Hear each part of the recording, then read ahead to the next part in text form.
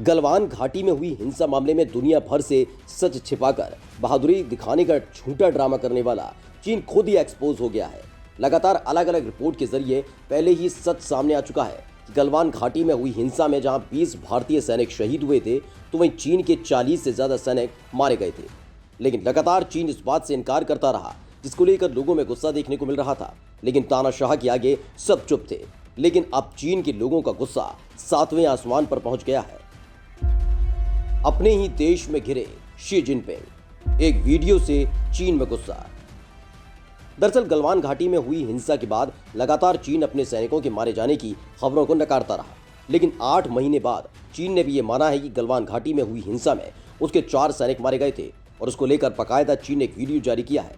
चीन के 8 महीने बाद गलवान हिंसा का सच स्वीकार करने के बाद चीनी जनता ने सोशल मीडिया पर जमकर खींच निकाली है। लोगों का कहना है कि हमने अपने सैनिकों की मौत को इतने दिन तक क्यों छिपा कर रखा। चीनी सोशल मीडिया वीवो पर गलवान हिंसा टॉप ट्रेंडिंग में शामिल रही।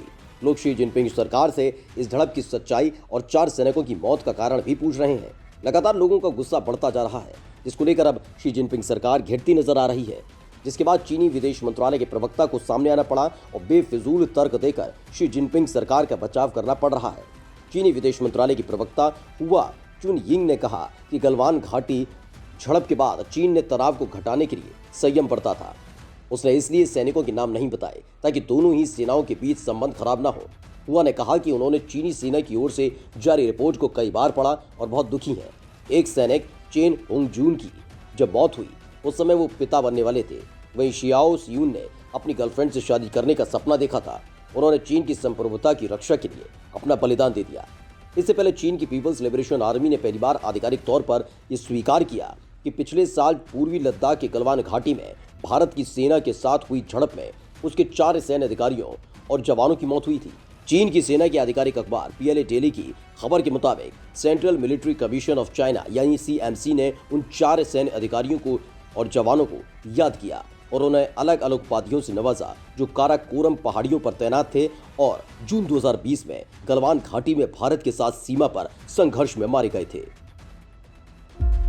चीन ने वीडियो जारी कर किया खुलासा, गलवान के सच को स्वीकारा। दरअसल ग्लोबल टाइम्स ने गलवान घाटी में भारत और चीन के बीच हुई झड़प का वीडियो भी जारी किया। इस वीडियो में नदी के किनारे चीनी पोस्ट दिखाई दे रही है, जिसके बाद के सीन में भारतीय सेना के एक अधिकारी आक्रामक चीनी सैनिकों के साथ खड़े दिखाई देते हैं। इस घटना के फौरन बाद सैकड़ों की तादाद में चीनी सैनिक लाठी डंडों के साथ भारतीय सैनिकों को घेरते नजर आते हैं।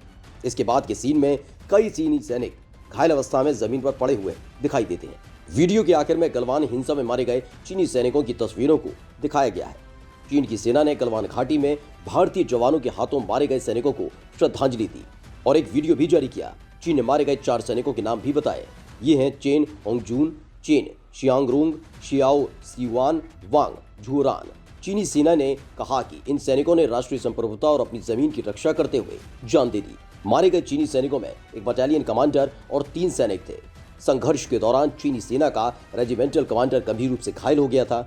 चीन के सेंट्रल मिलिट्री कमीशन ने की फाबाओ को हीरो के अवार्ड से सम्मानित किया है। चीन ने आरोप लगाया कि भारतीय सेना ने अवैध तरीके से गलवान घाटी में वास्तविक नियंत्रण रेखा को पार किया था। चीनी सेना ने आरोप लगाया कि भारतीय सेना स्टील की ट्यूब, लाठी और पत्थरों से पीएलए के सैनिकों पर हमला करने पहुंची थी। चीनी सेना के अखबार पीएलए ने कहा, अप्रैल 2020 से विदेशी सेना ने पहले हुए समझौते का उल्लंघन किया। वे सीमा में घुस आए ताकि सड़कें और पुल बनाए जा सके।